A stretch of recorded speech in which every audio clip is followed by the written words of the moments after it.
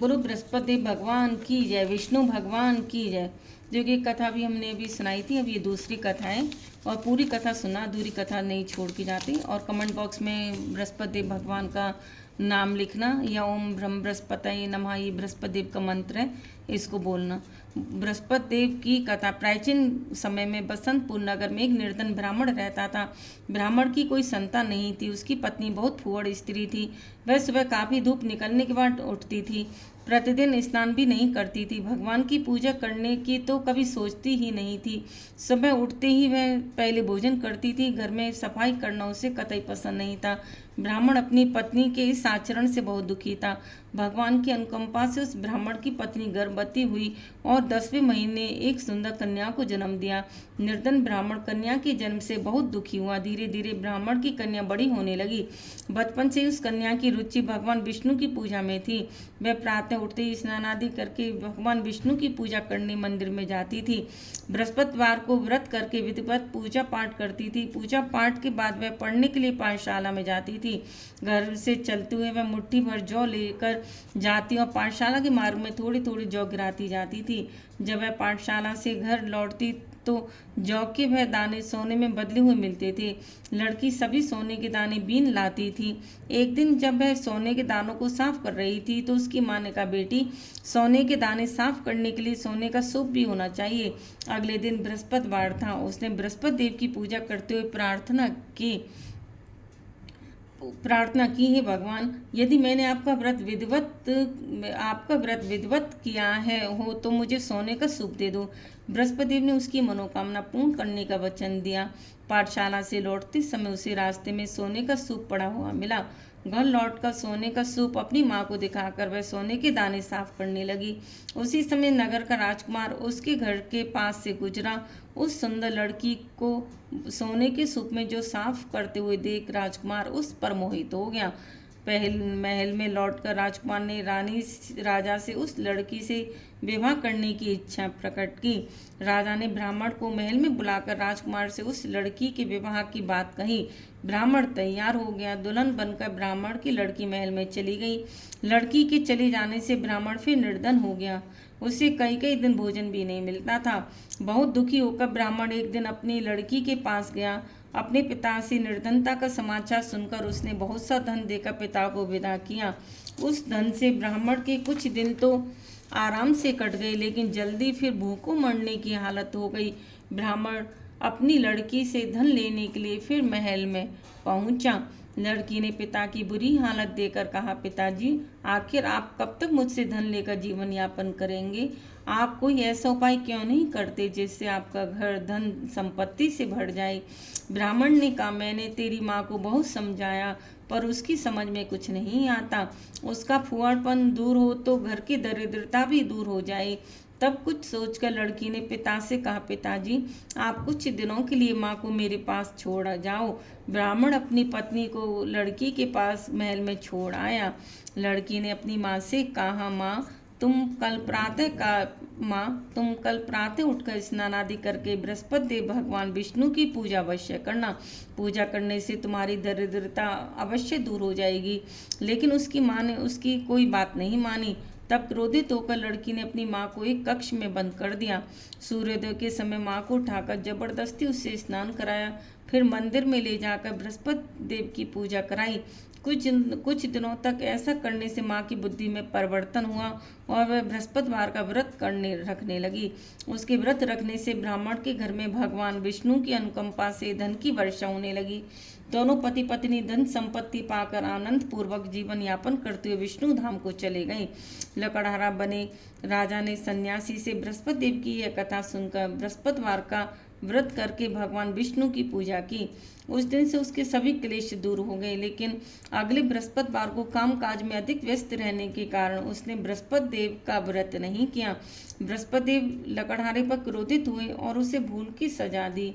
उस दिन नगर के राजा ने नगर में घोषणा करके सबको सूचित किया, प्रत्येक नागरिक मेरे महल में भोजन करने आए। जो नहीं आएगा उसे अपराधी मानकर भारी दंड दिया जाएगा। लकड़हारा बने राजा ने उस नगर के राजा की घोषणा सुनी, लेकिन जंगल से लकड़ी काट कर लाने और उसे बेचने में देर हो जाने के कारण वह समय पर महल में भोजन करने नहीं जा सका। अतः राजा के सैनिक लकड़हारे को पकड़कर महल में ले गए। राजा ने उसे महल के एक कक्ष में बिठाकर भोजन कराया। उस कक्ष में एक खूंटी पर रानी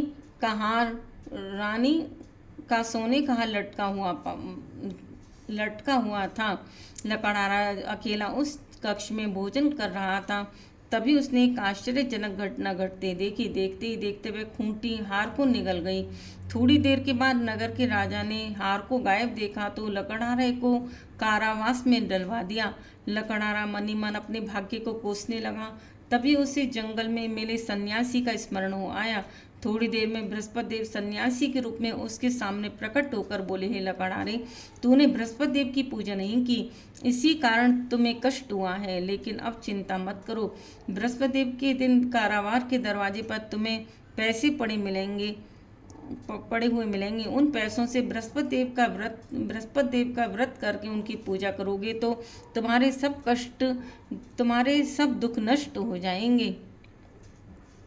बृहस्पति देव के दिन दरवाजे पर पड़े मिले पैसों से चने और गुड़ मंगवाकर लकड़हारे ने बृहस्पतिवार की कथा सुनाई तो बृहस्पति देव ने प्रसन्न होकर उस नगर के राजा को स्वप्न में लकड़हारे को कारागार से मुक्त करने को कहा। सुबह राजा ने अपने कक्ष में जाकर देखा तो खूंटी पर रानी का हार मिल गया। राजा ने लकड़हारे को मुक्त कर दिया और उसे धन और आभूषण देकर विदा किया। लकड़हारा बना राजा उस नगर से चलकर अपने नगर में पहुंचा तो वहाँ कुएं, धर्मशाला, बाग बगीचे देखकर बहुत प्रसन्न हुआ। राजा ने पूछा, ये कुएं, धर्मशालाएं किसने बनवाई हैं? सबने उसे बताया कि यह सब रानी और उसकी दासी ने बनवाए हैं। राजा महल में पहुंचा तो रानी ने उसका भव्य स्वागत किया। तब राजा ने निश्चय किया कि सप्ताह में एक बार तो सभी बृहस्पति देव का व्रत तथा पूजन करते हैं, परंतु मैं प्रतिदिन व्रत क्या करूंगा तथा दिन में 3 बार कथा कहा करूंगा। अब हर समय राजा की दुशाले में चने की दाल बंधी रहती। जय जय राम। तथा दिन में 3 बार बृहस्पति देव की कथा कहता। कुछ दिनों बाद राजा को अपनी बहन की याद आई। एक दिन घोड़े पर सवार होकर राजा अपनी बहन से मिलने चल दिया। अभी राजा नगर के बाहर पहुंचा ही था कि उसने कुछ लोगों को एक शव को ले जाते हुए देखा। राजा को स्मरण हुआ कि आज उसने किसी को बृहस्पतिवार का व्रत कथा नहीं सुनाई है। राजा ने उन लोगों को रोककर कहा, भाइयों, आप शव को ले जाने से पहले मुझसे बृहस्पतिवार का कथा सुन लें। लोगों ने राजा पर क्रोधित होते हुए कहा, तुम पागल तो नहीं हो गए हो? लेकिन कुछ बूढ़े लोगों ने कहा, अच्छा भाई, साथ चलते चलते तुम अपनी कथा सुना लो। राजा ने चलते हुए आधी कथा कही थी कि शव हिलने लगा। राजा की पूरी कथा सुनाते ही शव उठकर बैठ गया। लोगों ने हैरानी से दांतों तले उंगली दबाई और अगले बृहस्पतिवार से भगवान बृहस्पति देव का व्रत करने व कथा सुनने का निश्चय कर लिया। घोड़े पर सवार राजा चलते हुए एक किसान के पास पहुंचा। किसान अपने खेत में हल चला रहा था।